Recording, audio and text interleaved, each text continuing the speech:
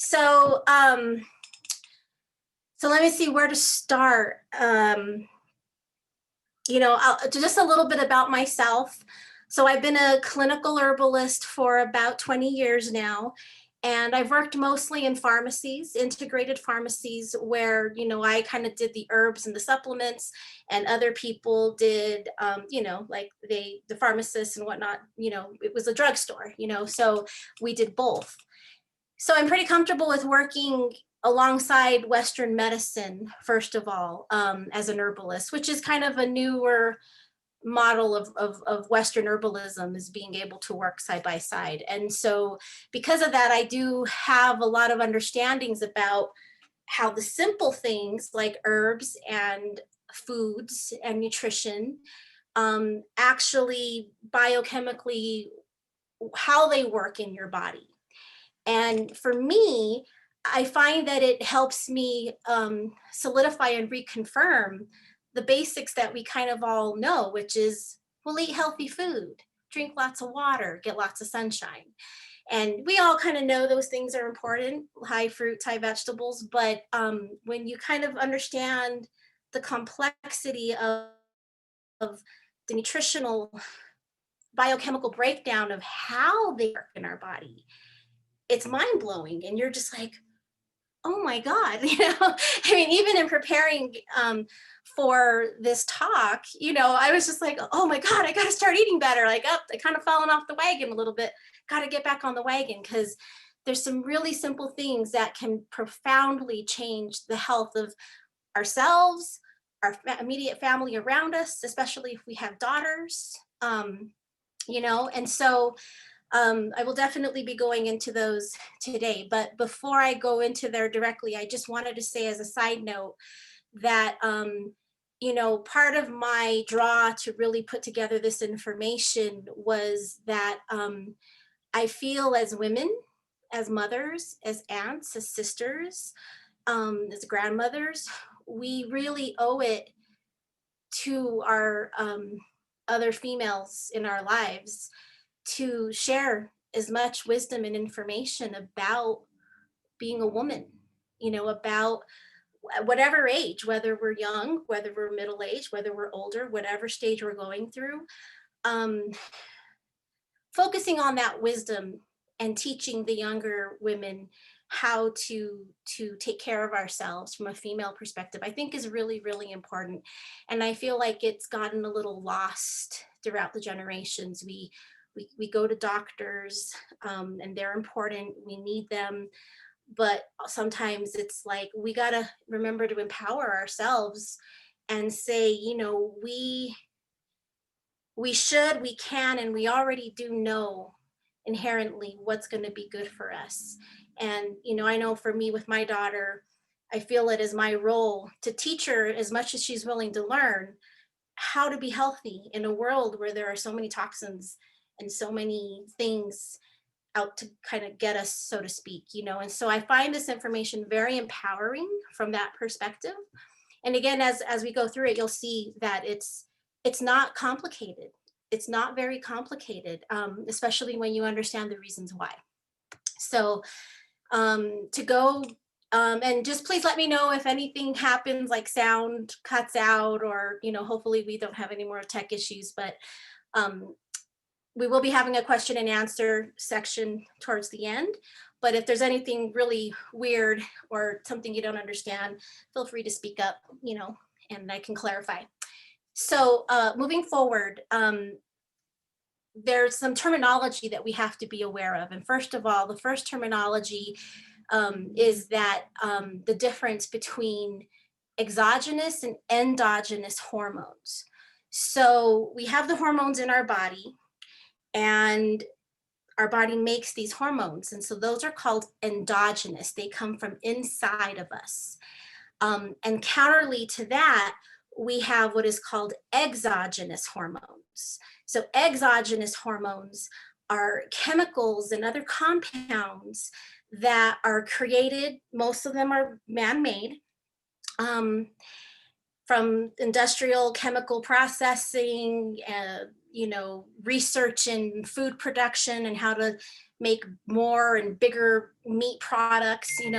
All of these things are considered, many of them are what's considered exogenous, meaning it comes from an outside source of the world, it comes into our body, and the chemical structure of these compounds render a hormonal effect in our body. So these are exogenous hormones.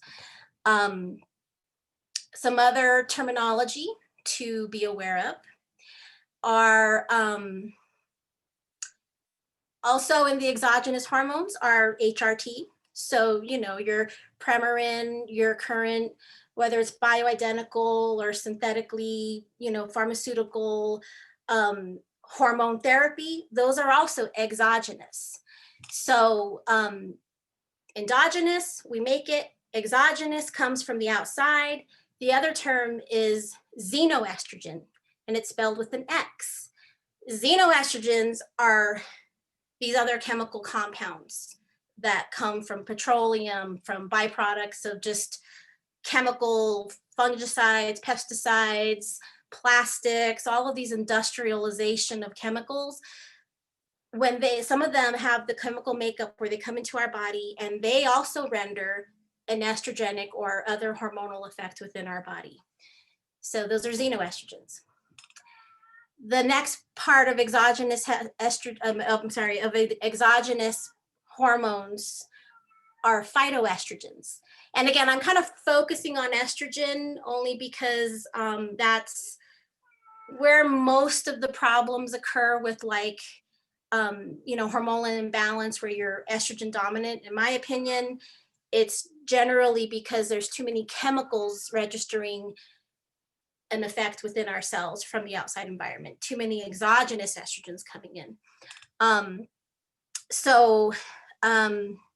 The next one is phytoestrogens. Phytoestrogens are plant-based hormones. So you've heard of soy, you've heard of other wild yam, well, that's more progesterone, but there are plants that have chemical constituents that also render a hormonal effect in our system. So everybody at that point is probably more or less familiar with those. But there's a really important key that needs to be addressed. And if there's one main take-home point that I want to share with you today, it is that the differences of all these different types of hormones, whether it's made inside of our body, whether it's made outside of our body, whether it's a petroleum type chemical or industrial type chemical, or whether it's a plant-based, they all have different levels of affinity to our estrogen receptor sites. So what that means is that some of them, it's like a very strong magnet, and whoop, they'll go to that receptor site and they latch on and they render a very strong effect. Other ones will have a weaker affinity towards the receptor site, meaning they're not going to be as strong and they're not going to render as strong of an effect. And this is key to understanding all of the misconceptions and misunderstandings about hormones in our bodies, especially females, and especially estrogen. I don't mean to omit all the other hormones. For the most part, they kind of work similarly,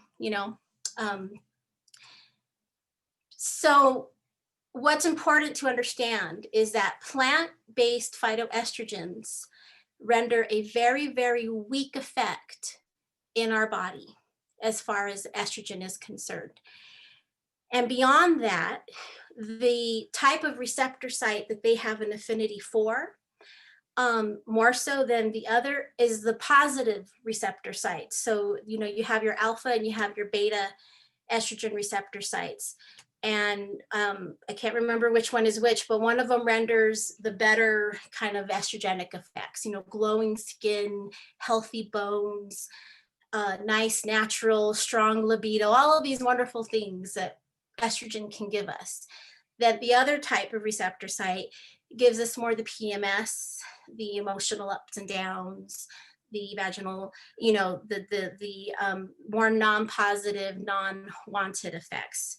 So phytoestrogens tend to get a bad rap because the common misconception is that because it's in that category of plant, of being a plant-based estrogen, that it's considered bad.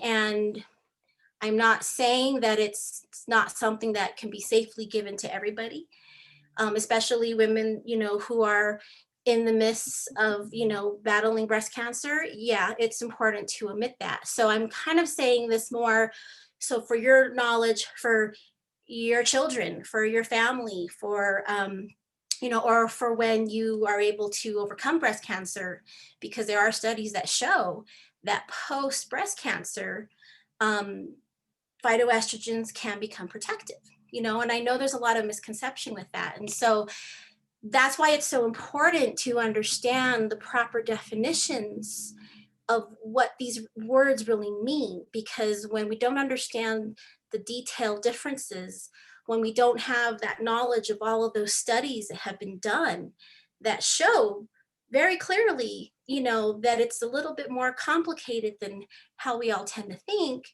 um, you know, um, that's where we can really make changes and really know what's really going to help us, what's really going to not help us, and how to differentiate between when to do it and when not to do it.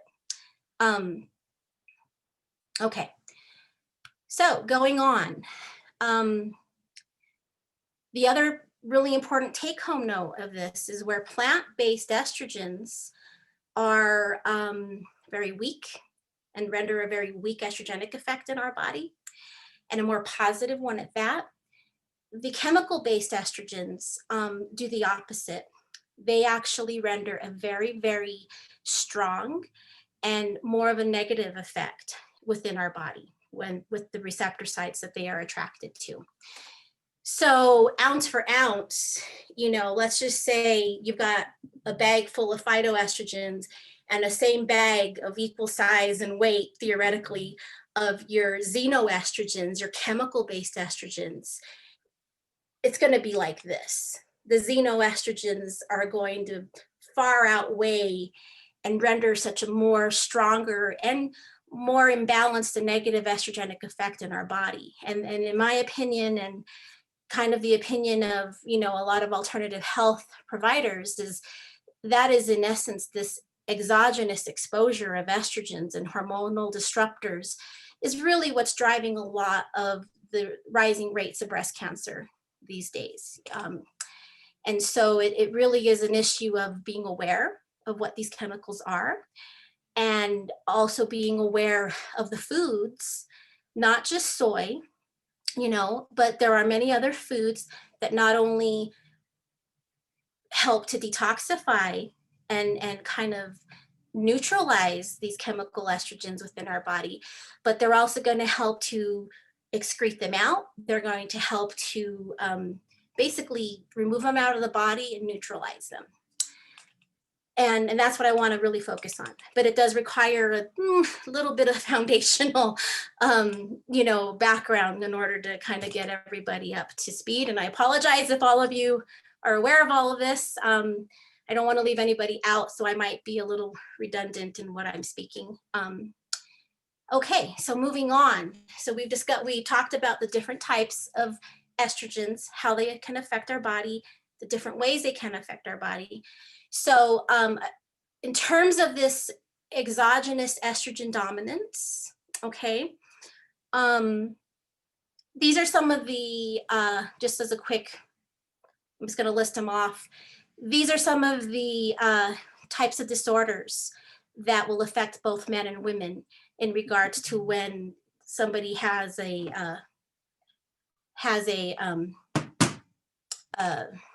estrogen dominance. Okay, so for women, infertility, cervical dysplasia, endometriosis, uterine fibroids, PMS, and there's different gradations and intensities of PMS. And so while it kind of is somewhat normal nowadays for women to have PMS, the more intense that you have it usually indicates the more reproductive imbalance and more estrogen dominance and hormonal disruptors that you have within your system. And then increased risk of estrogen dependent cancers and other hormonal dependent cancers as well. Again, estrogen is the big one, but progesterone is also at play here, testosterone. The hormones and what I'm kind of talking about, they kind of all follow the same pattern. We got the ones we make in our body, we got the ones that come from an outside source. And it really is about keeping our body strong so that we can keep those hormonal levels in balance. And also another symptom, it's not really a disease state, but whenever there is midsection weight all around the belly, all around the waist. So some of the common terms they call them these days are muffin tops, or, like that inner tube around the waist type weight. That oftentimes is a really good indication that somebody has a lot of these exogenous hormones stored away in the fat cells. Because these types of toxins do like the fat cells around the midsection. And so that's where your body will store them. And it's really funny because it's not even related to, say, total body weight. You may see somebody who's very, very thin and slender, but they may have that midsection belly weight, or you may see somebody who has, a little bit more weight all around, but they're more proportionate. And I can tell right off the bat, first based on body type, what kind of hormonal storage is going on within that female body, within that woman's body. And so that's another kind of clear indication of, having estrogen dominance. With men, again, it's also infertility, premature male menopause, which is androgen decline, where they lose their testosterone sooner than they should. And one of the reasons for this is all hormones relate to each other and are relative to each other. So you may have, say you have normal estrogen within your body, but your progesterone is really, really low. You're gonna come across with symptomatology and issues of high progesterone. So and that's why, saliva testing and blood testing of hormones is a really important thing, because trying to get an accurate picture of what's going on. So in the case of men with this premature androgen decline, they go into this early testosterone decline, not so much because their testosterone is low, it's because their estrogen's too high. And everything again is relative to each other. So it's not, if they go to the doctor, oftentimes the doctors will say, oh, well, you have all the symptomatology of not enough testosterone. So let's put more testosterone in the mix. Let's give you some more exogenous hormones, which is a pharmaceutical T-gel, testosterone gel.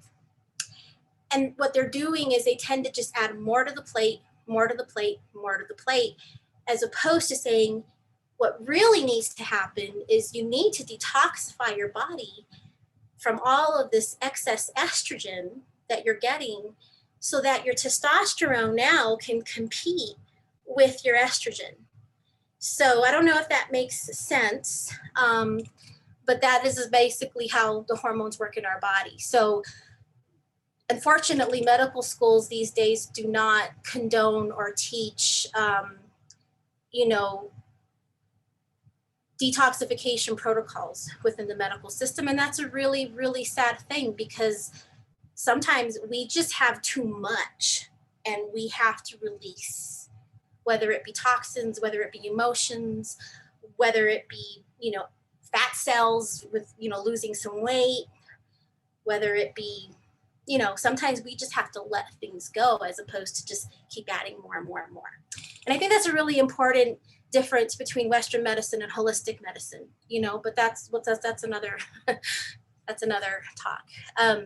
So going on, erectile dysfunction is another symptom of estrogen dominance in men.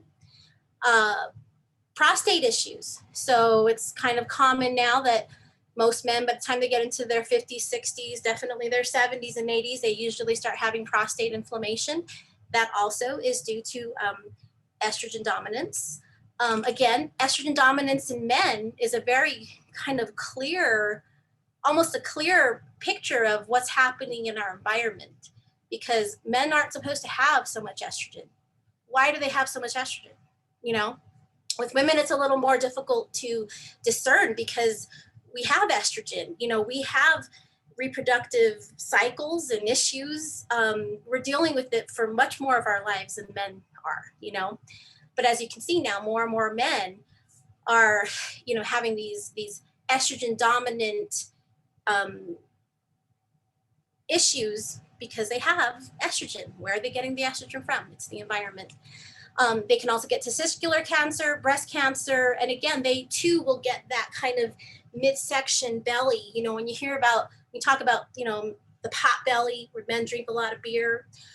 Well, beer has hops. You know, almost all beer has hops in it. Hops is a phytoestrogen, you know, and I like that example because it shows you that when you're somebody who doesn't need estrogen, even if you're getting too much of a plant-based estrogen, it can affect you. So it really is important to know when, how, and why with any kind of hormones, including the plant-based hormones.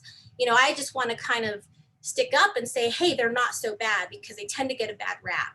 And there are many instances when used correctly that they are very protective for the body. Okay, moving on. So let's go kind of more into a really quick overview of any questions so far? Are we doing all right? Okay, so quiet. All right, so moving on, let's go into kind of more of the environmental things to avoid. And I'm kind of, question? No? Okay. So, and you guys, I'm basing the talk off my handout, which if you would like to have a hard copy, because it's a lot of information, definitely either email me afterwards or Allison will see you have a look at everything I'm kind of talking about. Yes, we did it. And if you would like somebody, there we go. Thank you. Okay, so and moving Yvonne, on. really fast, this is Allison, and I wasn't able to send the document as a document, but I took screenshots and texted it to everybody here, so they should have a reference. Aww. Everybody should have it on their cell phone, okay? Okay, thank you. That's nice. Okay. Great. So moving on, products that contain xenoestrogens in them. So obviously most people know about plastics. I'm not going to really list off all of the chemical names because it's just a bunch of yada yada, especially if you're going to get copies of the handout. But, you know, the big ones are plastic water bottles. I mean, beyond, I think, anything, you know, if you really start paying attention as to how many people drink out of plastic water bottles, you know, buy 4 cases of plastic water bottles, you know, at Costco or Sam's Club, you know, those I think are a major culprit, just because they're so readily used by everyone, and they contain a type of plastic that when heated up leach the chemicals, the xenoestrogens and other chemicals into the water. You may say, some people have said before, oh, well, that's okay, I refrigerate them, I keep them in the fridge, they're cold. But the transport, you know, to the storage in the warehouse, I mean, they already are chock full of xenoestrogens by the time you open them up and drink them. So, you know, I always recommend to clients, if you can, I mean, not only is it good for the environment to avoid those, but it's really good for you and your family to avoid these plastic water bottles. I'm not saying don't ever do any of these things. I'm just saying, you know, be aware of how we're dosing ourselves in just everyday normal living with these chemicals, you know, and try to avoid them if you can. And another big one is styrofoam. And the big take home note with styrofoam is that it's one thing to store the food in there, but usually when it's takeout, they're putting in the hot food into the styrofoam container. So right at that surface where the styrofoam is meeting the hot food, there is definitely some chemical reactions going on there. Not to mention that when you then get that food out of the refrigerator and you put it into the microwave, you're also heating up that styrofoam even more into your food. There was a study that was done, and it was a number of years ago, but they basically got 2 Petri dishes and they put olive oil in both of them. Okay, just plain olive oil. Then what they did is they, try to remember the study, it's been a while. Then what they did is they microwaved one of the Petri dishes, which is made out of plastic.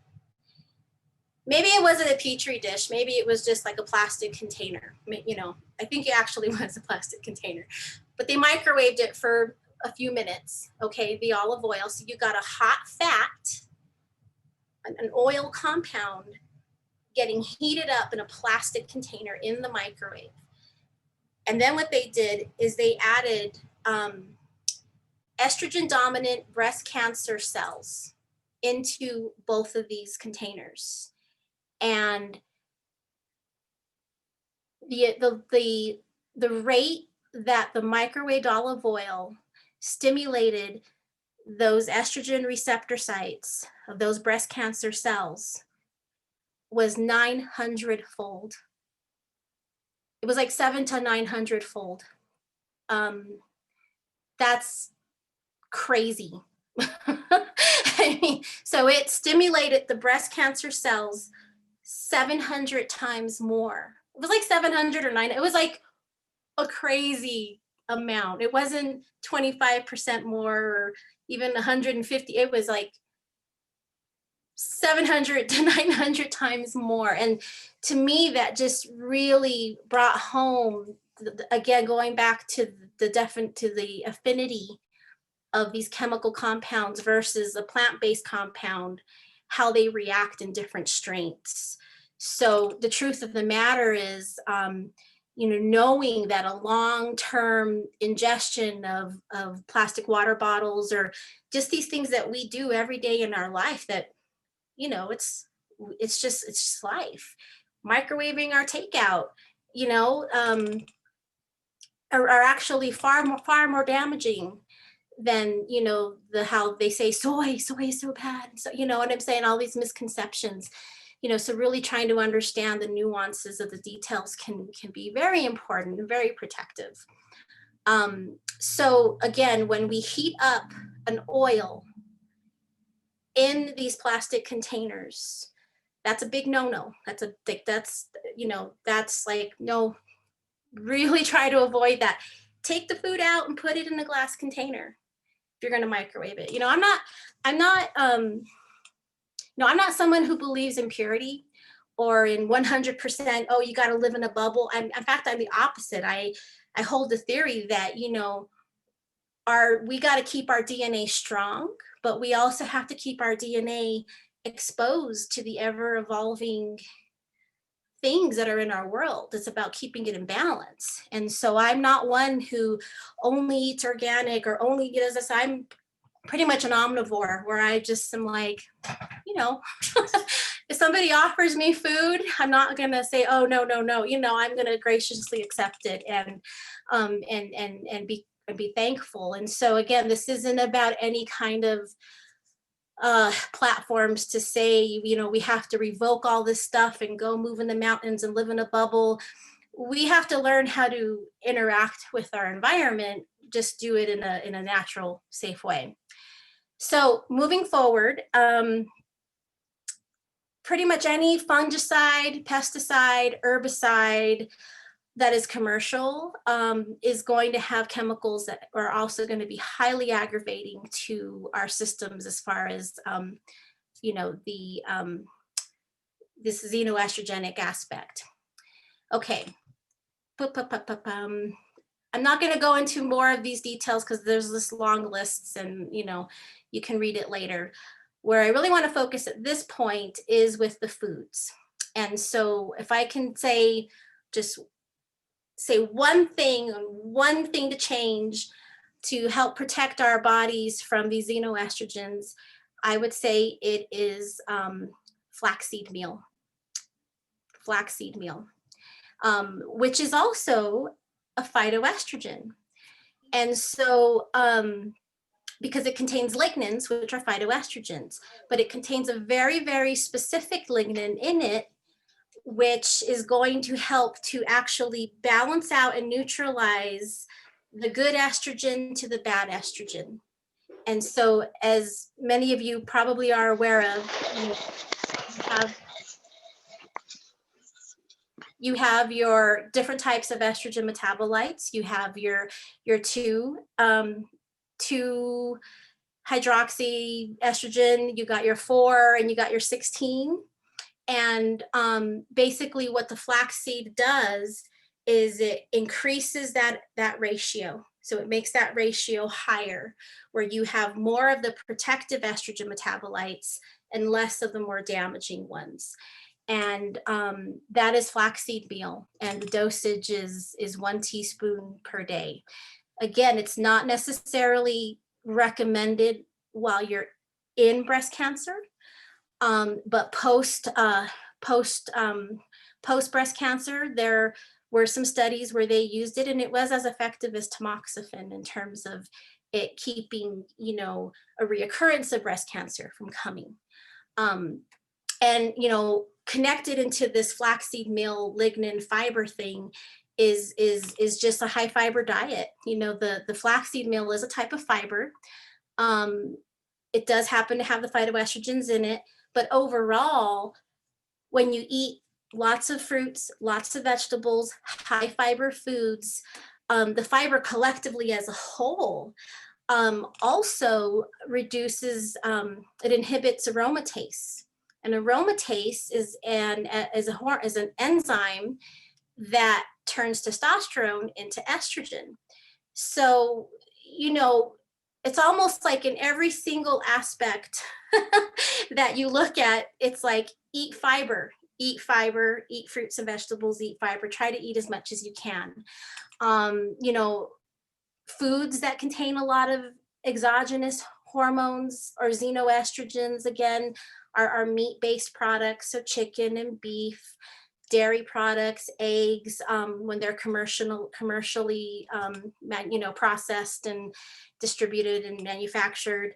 Nowadays, you see a lot of them say antibiotic free or no added antibiotics, and the reason why is because the industry as a whole has taken some hits and some judgment on them, which is, first of all, why is our government allowing these chemicals to be put into our foods? Because they are affecting our bodies as well, not just the animals. And so what I say to that is, not necessarily become vegetarian. I mean, that is always an option, but it's be more discerning about the meats and the proteins that you do put into your body. If you eat out, maybe eat vegetarian, but when you're at home, make it a point to buy, grass-fed meat that doesn't have these additive chemicals in it. I know locally here in Albuquerque, Keller's meat is a really good resource, and for really good quality meat. Also, again, your natural grocers, La Montanita Co-op, Sprouts. It's important to become good at reading labels and reading, okay, well, what is this that I'm buying? Because sometimes there's little marketing tricks too, where they'll say no added hormones, but they grew the animal, and they snuck it in there somewhere. So you just want to be a little bit more discerning about the types of foods we buy, the types of cleaning products we buy, the types of pesticides we buy, or if we should use them at all, maybe try to find some natural alternatives to that. And so these are the ways that we can really start to become a little bit more, again, aware about how to protect ourselves in our home, in our lifestyle. So going on a little bit more, where was I? Back to the foods. So I kind of lost my train of thought. Um, where was I? Oh, okay. Here we go. So another really important food to incorporate into our diets is cruciferous vegetables. Cruciferous vegetables contain, they're called glucosinolates.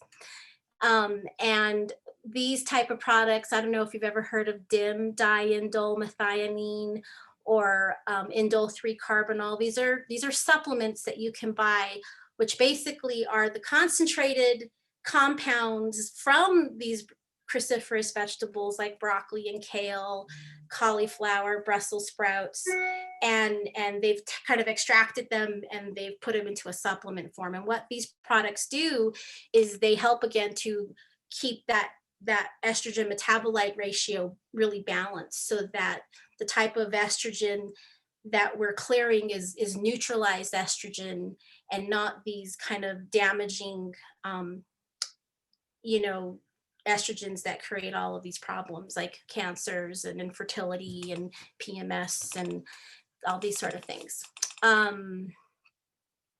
So again, there are more fruits and vegetables. So again, like kind of like I was saying before in the beginning, like we all know, yes, we should eat fiber. Yes, we should eat vegetables. Yes, but these are the more biochemically, biological reasons as to why and how they help. Omega-3 fatty acids are really beneficial for helping to, again, promote that estrogen metabolite balance. The lignans, again, from flaxseed, and also soy isoflavones, not during breast cancer, but definitely before, in reproductive years. So, after menstruation has started, and then, and ongoing.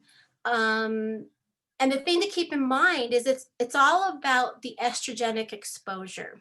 So, and I know many of you already know all that already. How many years have we been exposed to estrogen?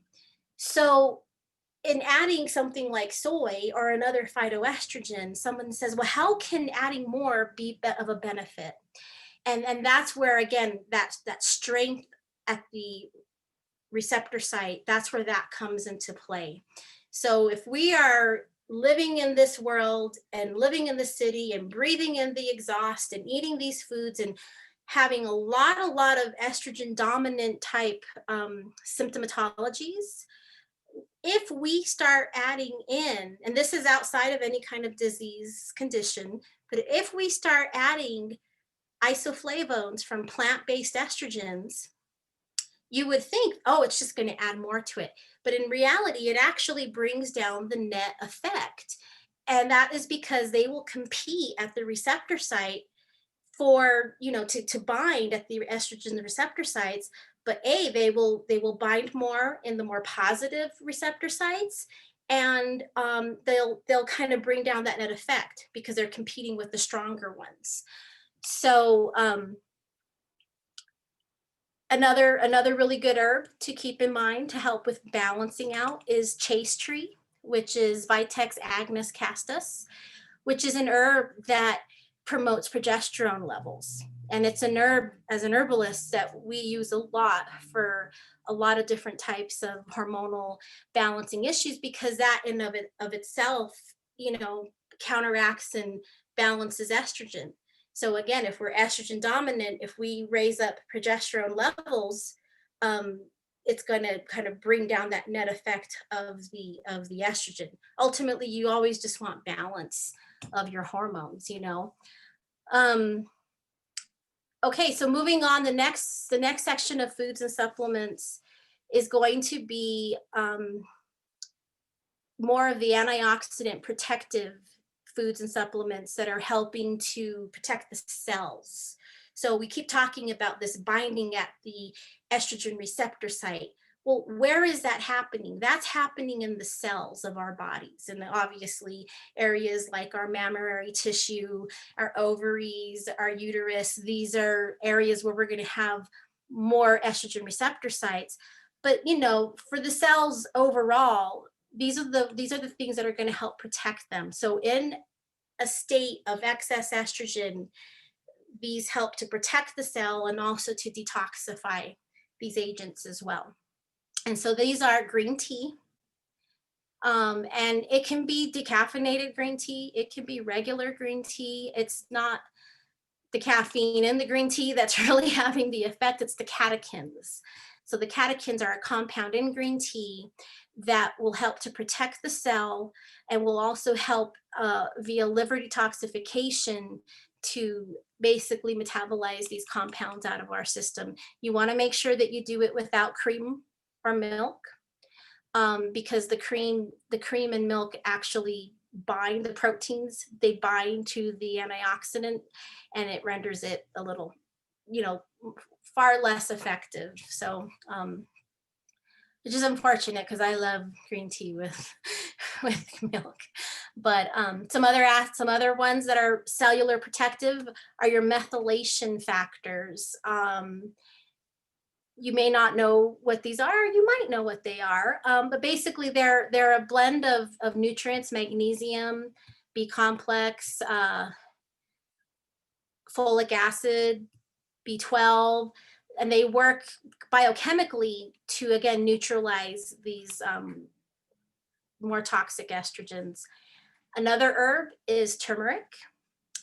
Turmeric is really well known for its anti-inflammatory aspects, but what a lot of people don't know is that it is also really good for liver detoxification as well as antioxidant cellular protection. Resveratrol is another one. So resveratrol threefold helps to protect ourselves, detoxify these estrogens out, and there was another one, but I can't remember it. Sorry. We also have vitamin A, D, and C, and E.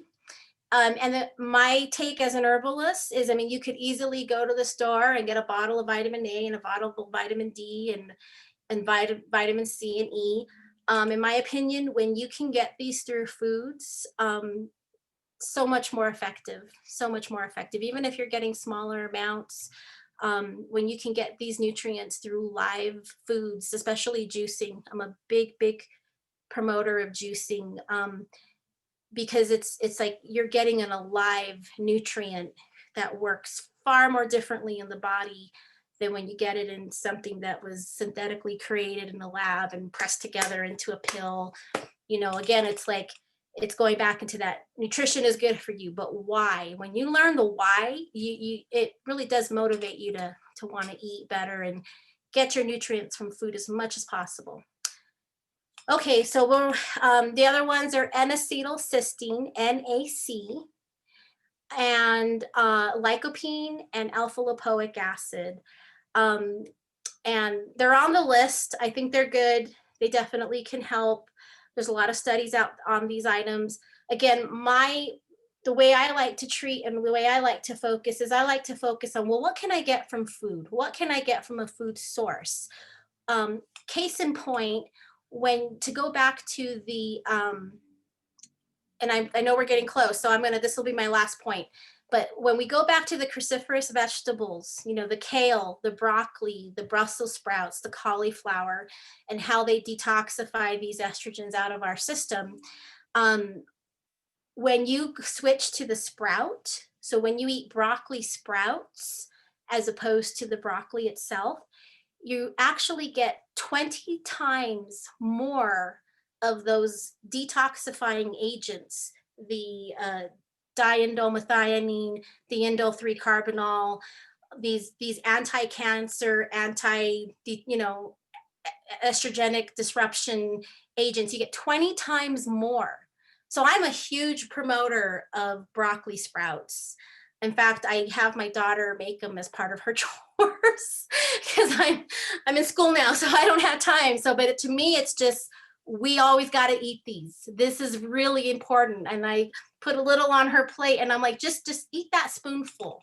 And I tell her the reason why. And the reason I tell her the reason why is going back to that education that we as women and passing that wisdom forward so that our younger girls, our daughters, our granddaughters can have a chance of growing up healthier, you know? And again, it's just, this is the world we live in. It's an interesting world. But the more we are aware of how to protect ourselves from it and our family, I think the better off we are. So I'll open it up to any questions, and I apologize that I went a little over before for question time, but yeah, if anybody has any questions, just let me know.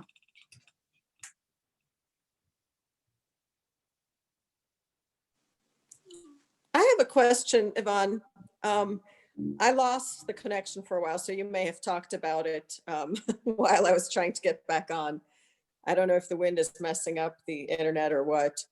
But I was wondering, did you mention anything about turmeric? Because my plastic surgeon had recommended taking turmeric for the pain from the tamoxifen. But when I looked it up, it actually interferes with the absorption of tamoxifen, so it's not recommended. And Yeah.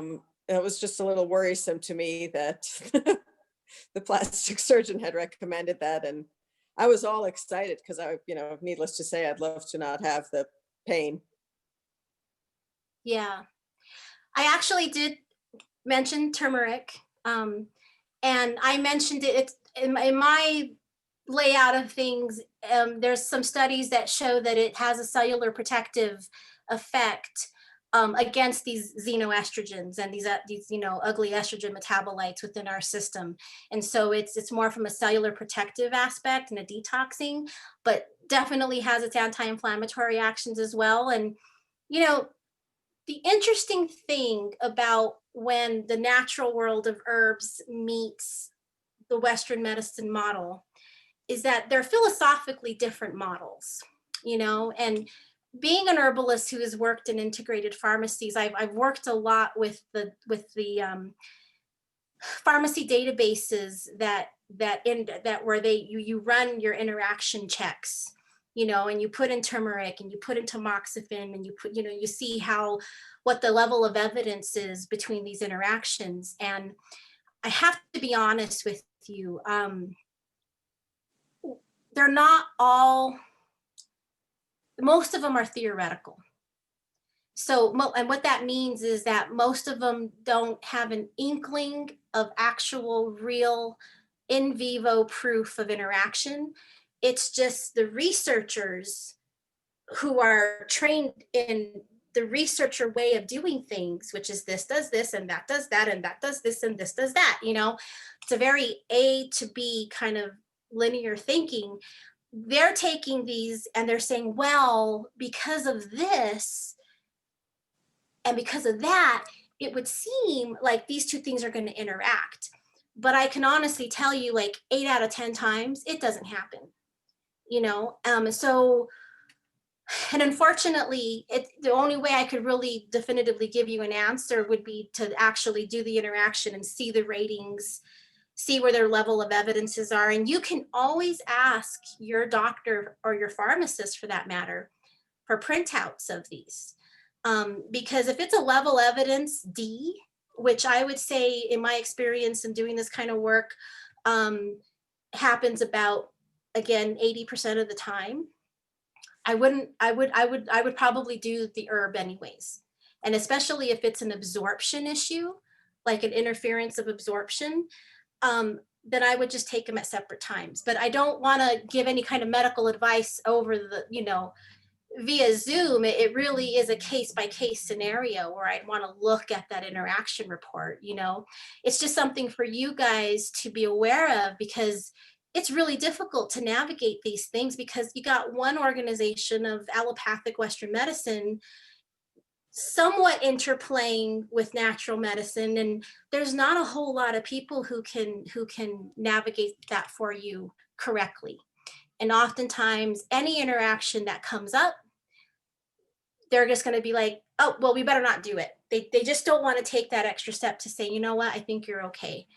Whereas as a Western medicine trained herbalist, you know, I got relatively comfortable saying, okay, this here is an interaction that could potentially be a real one. These guys are all theoretical. There's no human evidence of it happening, you know, so that's just some more information for you to navigate, you know. I hope that answers your question a little bit, or at least gives you a little bit more of a step forward. Like if you would like to, what I would suggest is go to your pharmacist and ask them to do, to print out an interaction report between turmeric and tamoxifen, print it out and read all of its claims. And if they're, again, level evidence D or level evidence C saying, well, maybe if you took them at a different time, if it's an absorption issue, maybe it won't, you know, you just got to read the details. But oftentimes I feel comfortable saying, no, do that and do that anyways, based on this criteria. It's theoretical. You know, plants have hundreds and hundreds and hundreds of compounds, and they work more like an orchestra. You know, if you just had a trombone and a drum banging, it would be horrible noise. You'd be like, what is that? You know, because there's no synergy between the two, you know. But if you add the rest of the orchestra in, it's like this beautiful sound. And that's in essence how herbs work in the body. There's hundreds of compounds in just one herb. So they're confusing to researchers because researchers are just used to looking at one compound. This compound does this, this compound does that. So when they have to deal with these herbs that have this like multifaceted, strange way of acting, it oftentimes they haven't been trained to read it. So they tend to be very theoretical, very cut and dry, and it oftentimes massacres the herb, you know, where the herb is actually not that complicated, but it looks like it on paper because they have researchers creating these databases, not herbalists, you know, or at least not researchers and herbalists collaborating together. That would be great, but it hasn't happened yet. I have a question. Can you hear me okay? Yeah. So this is where I get a little confused too, because I actually did bring some of these supplements and herbs to my oncology nutritionist, and I had just started chemotherapy, and she actually told me that things like turmeric, green tea, a lot of like the supplements containing superfoods, that it's important to avoid those during chemotherapy because it does interfere with the chemotherapy. So I just wanted to ask you about that. That is true. That is true. And you know, it's I wanted to differentiate that a lot of the information I'm presenting, unfortunately, is not necessarily for where many of you guys are right now, you know, and that's an important, I'm glad you asked this question because that's an important take home note, is that, you know, when dealing with breast cancer, like with the you know, the more antioxidants you have in your body at this time, it actually does have, you know, a negative effect because of the therapies that you're undergoing, Okay, you know, and I'd say that is really the only time, you know, and so that's kind of why I was saying, like, this is kind of information for your daughters, for the females of your family, to kind of start encouraging this more knowledge of what's going to help to prevent them from starting to have, you know, a lot of menstrual cycle imbalances and that just progress, you know, into other reproductive type disorders, you know. But you're absolutely correct. In this situation, things are a little different, you know. But definitely afterwards, you know, is when you can really start incorporating not only regenerative foods and healing foods, but, you know, going more into the detoxification aspects of helping with the liver and the lymph, and the herbs can do wonderful things for that as well. And just because you mentioned green tea, you know, in the research I've done, I think green tea might actually be okay, because I researched it pretty extensively. So that might just be something that perhaps as a beverage is fine, but not to do like extracts of it in really high doses as a supplement, you know. Um, so, but for the most part, yeah, you don't want to drive that at this stage. Okay, thank you for clarifying that. You're welcome. I have a question. Hi, can you guys hear me? Mm-hmm. So my question is, you said post-op chemo. How far after chemo would you say? I would honestly leave that to your, I would say as soon as your doctors clear you, Okay. you know, yeah. I would Okay. leave that up to your doctors to give you that time frame, but as soon as possible afterwards, you know, you want to start regenerative, rebuilding, nourishing type therapies. And you know, that's why herbs, if you're not really familiar with herbs, you know, we tend to use terms like rejuvenate, tonify, detoxify, and the reason why, again, goes back to that orchestra example, which is, you know, one herb is going to have hundreds of compounds. So when the way it works in the body is a little bit more like an orchestra, where it's like, hey, why don't you come and do this and you do that and you do this, you know, it's not this one single compound that just renders a very direct, strong effect. And there's nothing wrong with that. You know, I'm not talking in terms of like that's a bad thing. It's, in many instances, it's necessary. You know, when you think of the amazing things our medical establishment does on a daily basis because of technology and because of research, you know, it's just, I feel like there should be a little bit more education and even understanding on their part that herbs work differently, which is why you want to use them at different times. And, you know, they work far better in preventative medicine, as we were discussing today, or in the, again, that rejuvenative rebuilding aspect, because they're slower to have an effect, but they work kind of all over.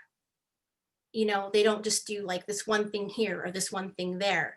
And that's why it's hard for researchers to kind of wrap their head around that and understand that. But at the same time, that's the beauty of how herbs can actually rebuild different types of body parts and tissues. And like, for example, I just had an idea of the example I was going to use, which was say our immune system. Okay. My case in point, I wanted to give a shout out to turkey tail. And I didn't get a chance to relook up the study, but several years ago, Bastyr University, which is a naturopathic university, one of the more, it's like the most prominent naturopathic universities in America, they did a study on breast cancer using the medicinal mushroom turkey tail. And I'll actually look up the study and I'll send it to Allison, because it was an extremely promising study, amazing results using, you know, with active breast cancer. And I'm pretty sure they were also undergoing, you know, Western medicine treatments of radiation and or chemo as well. But they incorporating the turkey tail, dramatic, wonderful effects. So I want to make sure that you guys are aware of that. I will get the study and I'll send it to you, Allison. So turkey tail is a medicinal mushroom. It's in the class of herbal medicines that is in the fungi group, okay? And one of the cool aspects of the medicinal mushrooms, and I'm not talking anything psychedelic or illegal or anything like that, but they have an action called immunomodulating, okay? So immunomodulation means that they can bring the immune system to a balanced state, regardless of where the immune system is prior. So for example, if somebody is having a lot of illness and is constantly getting sick, where their immune function is too low, the medicinal mushrooms will bring their immune function back to a level place without overstimulating it. Versus also, same same class of herbs, if the immune system is too high, say in the case of autoimmune disorders or allergies, where the body is kind of overreacting with its immune system, these medicinal mushrooms will bring down immune function, but without suppressing it. So it teaches the body, like it reteaches the body the proper way to function. And the only way they're able to do all these really weird non-specific things is because they're very complex compounds. So when you do them, they may be a little slower to work, but when you do them longer, you know, especially in the case of turkey tail and the other medicinal mushrooms, it's recommended to be on them for a minimum of 3 months, because they take that long to do that deep of work within the body. You know, and unfortunately, you know, rheumatologists, they don't have that kind of a tool in their box. You know, they don't have something that is going to bring back normal functioning of the immune system without suppressing it. All they can really do, unfortunately, is suppress it, which brings on a slew of other type of issues, you know. And so, like I said, I will definitely, because that is something that you guys could do now. I'm pretty sure. I'd want to reread the study, and I'll reread the study. I'll send it to Allison, and then I'll give a little abstract of my understanding so that you guys are clear about, you know, I have to, it's been a while since I've actually read the study. So I'll bring that to you guys. But I mean, it had extremely promising result. I mean, like amazing results. I just wanted to show you, I have mine. Oh, great. For years, see? Yeah. And so I got it at, you can get it at Vitamin Cottage, you can get it anywhere. But I was on it for years and years. I just stopped taking it like this year. I kind of maybe want to go back on it, but that's what it looks like. It's Host, H-O-S-T Defense. So that's what it looks like. Okay? And again, I don't want to, I would only caution that I wouldn't run out and go buy turkey tail right now. You know, just talk to your doctors about it, you know, and I will provide the study for you guys, and I'll read it with a little kind of like my herbal input as to once I refresh my memory with the study, and then we could go from there, you know, in terms, you know, one of the things I learned in working in an integrated pharmacy for so long is you never want to overstep the doctor's protocols. You know, I never want to give the impression that I know more or I know better. I really believe that how we're going to heal our medical organization is by compromising and learning to work together and having mutual respect. You know, a lot of people will say, oh, I don't tell my doctor because they don't listen anyways. And it's like, if you don't tell your doctor, you never give them the opportunity to listen. One of the things that I found where my doctors didn't know about this, but the one doctor I went to at, trying to think of what it was called, part of UNM, Center for Life, the physician there was more, you know, Western trained, and they're the ones that told me about, and that's where I bought it. But anytime I ever brought it up to any doctor, they say, what is it? Because they don't know. Yeah. You know, in the medical world, studies are a big thing. And if you've got that piece of paper with the study right there, oh, they'll read it. And you know, and that's kind of how,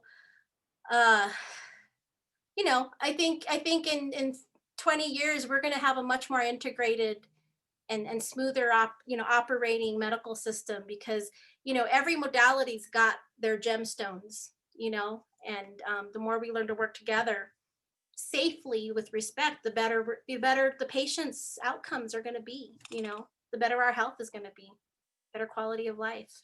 But that's great. Thank you. Did you know that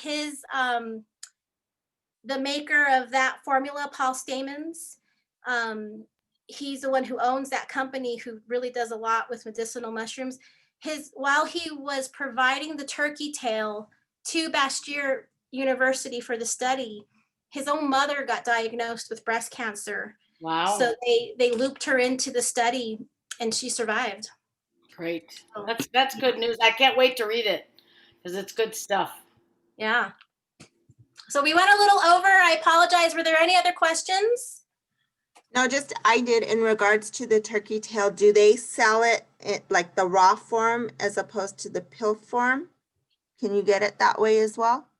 They sell it in I'm pretty sure they sell it in a powder form. And the same company sells it in a liquid extract as well.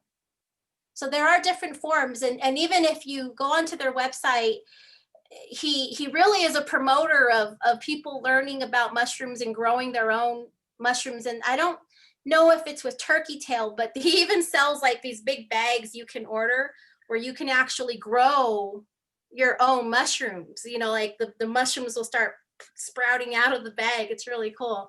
I don't think he does it with turkey tail. I think there's only certain, you know, types of mushrooms that do well like that. But you know, all of the mushrooms he sells are medicinal, and they all have, for the most part, they all have anti-cancer properties as well. It's just the turkey tail was specifically used in this study with breast cancer. And again, that's what'll get doctors to listen, is give them a study, give them a well done study that clearly shows the evidence. And if it's there, they'll agree.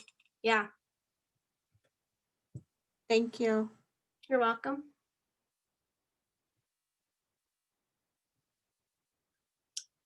Okay, well, Allison, I guess that's a wrap.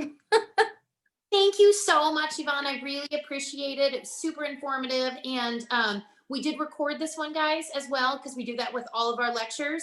And it'll be up on the Pink Warrior House YouTube channel if you want to rewatch or reference any of it.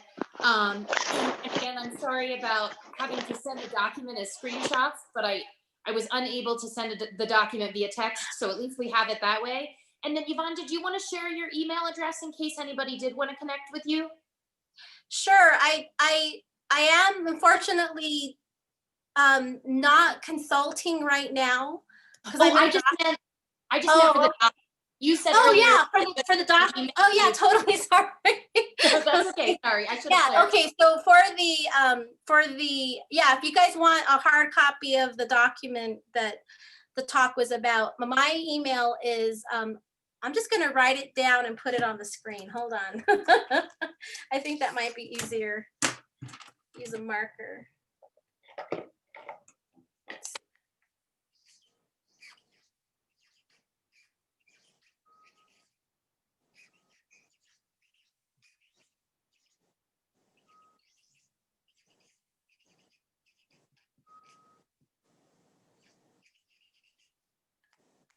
Okay. Is it backwards? Oh, No, it's backwards. oh, no, back up a little bit. There we go. Okay. It's backwards though, I think. No, it's good. Okay. All right, good. And the other thing, guys, it's also on your tea bags. Oh yeah. So it's ODALAYHERBS@gmail.com. Okay, hope you guys all got that. Thank you, Yvonne. And just to clarify, that's just to get the document from you, not for consultation. Or if they want to want me to send them the study, that's fine too. Yeah, if you can send me that, I will try to put it up in our chat group on Hobnob too, so everybody gets it there. Okay, all right, sounds good. Sounds good. Well, we are so grateful. Thank you very much, Yvonne. That was wonderful. Thank you for sharing your time and talents with us. Yeah, you're welcome. Thank you guys. Thank you very much for giving me this opportunity. Be safe. Blessings. Bye-bye. Thank you so much. Thank Bye-bye. you.